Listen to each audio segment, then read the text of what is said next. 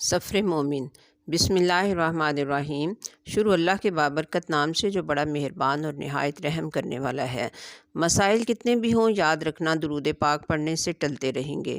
سلسلہ سوال و جواب میں میرا آج کا سوال ہے، فرمان رسول صلی اللہ علیہ وسلم کی روشنی میں حجر اسود کی اصل حقیقت بتائیے۔ تو سامعین کرام، اس سوال کے جواب میں جو احادیث میں نے پڑھی ہیں وہ میں آپ کے ساتھ شیئر کر رہی ہوں۔ حجر اسود ایک مبارک پتھر ہے جو جنت سے آیا ہے۔ رسول اللہ صلی اللہ علیہ وسلم نے فرمایا کہ حجر اسود جنت سے آیا ہوا پتھر ہے۔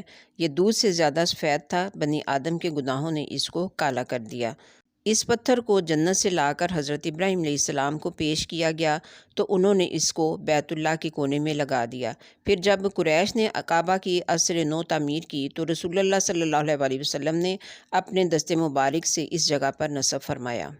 روز قیامت یہ پتھر اپنے بوسہ دینے والوں کے حق میں گواہی دے گا۔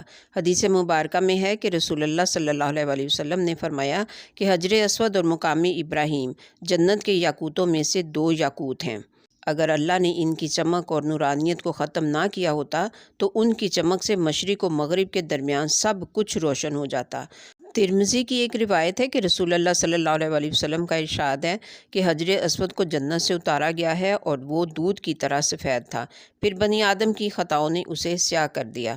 یہ بھی فرمایا کہ وہ جنت کے یاقوتوں میں سے ایک ہے۔ اس کو حضرت آدم علیہ السلام کے ساتھ جنت سے اتارا گیا ہے۔ اسے لانے والے حضرت جبرائیل علیہ السلام تھے۔ حضرت آدم علیہ السلام نے اسے پہچانا تو اس سے انہیں انس ہو گیا۔